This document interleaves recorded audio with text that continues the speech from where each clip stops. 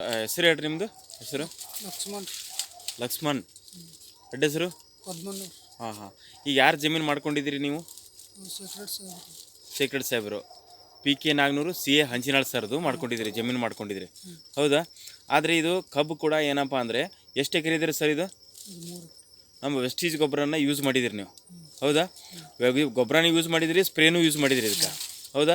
Result ಯಾವ ರೀತಿ ಬಂದೈತೆ ಅನ್ನೋದು ನಿಮಗೆ ಈಗ ಜಸ್ಟ್ ಕಬ್ಬದ ಗಣಿಕೆ ಎನಿಸಿ ನೋಡೋಣ ರೀ ನಾವು, ಹೌದಾ? ಎನಿಸ್ರಿ ನೋಡೋಣ, ಸ್ಥಳದಿಂದ ಎನಿಸ್ರಿ ನೋಡೋಣ ಎಷ್ಟು ಗಣಿಕೆ ಆಗುತ್ತೆ ರೀ.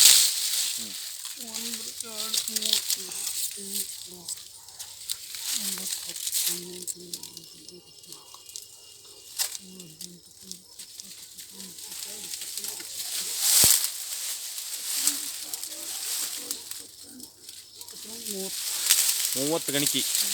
ಎಷ್ಟಾಗಿ ಎಷ್ಟು ಗಣಿಕೆ ಆಗಿದೆ ಕಬ್ಬು? 30 ಗಣಿಕೆ ಕಬ್ಬು ಆಗಿದೆ ರೀ, ಹೌದಾ? ಅದಕ್ಕೆ ರಿಸಲ್ಟ್ ಚಲೋ ಬಂದೈತೆ ಅಂತೀರಾ ಇಲ್ಲ ಅಂತೀರಿ ನೀವು?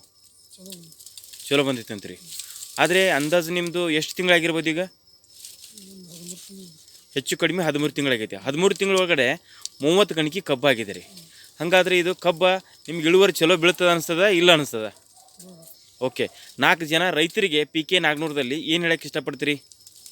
ಚಲೋ ರಿಸಲ್ಟ್ ಬಂದೈತಿ, ನೀವು ಬಳಸ್ರಿ ಅಂತ ಹೇಳ್ತೀರಾ, ಏನಂತ ಹೇಳ್ತೀರಿ? ಹಾಂ, ಚಲೋ ರಿಸಲ್ಟ್ ಬಂದೈತಿ ಅಂತೀರಾ ಇಲ್ಲ ಅಂತೀರಾ? ಚಲೋ ಬಂದೈತಿ, ರಿಸಲ್ಟ್ ಬಂದೈತಿ.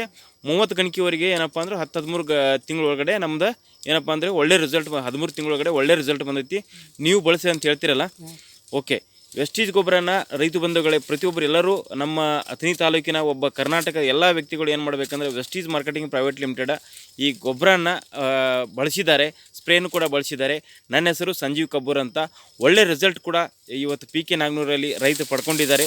ನೀವು ಪಡ್ಕೊಳ್ಳಿ ಅಂಥೇಳಿ ನಾನು ಇಷ್ಟು ಹೇಳಿ ಮಾತು ಮುಗಿಸ್ತಾ ಇದ್ದೀನಿ. ಧನ್ಯವಾದಗಳು.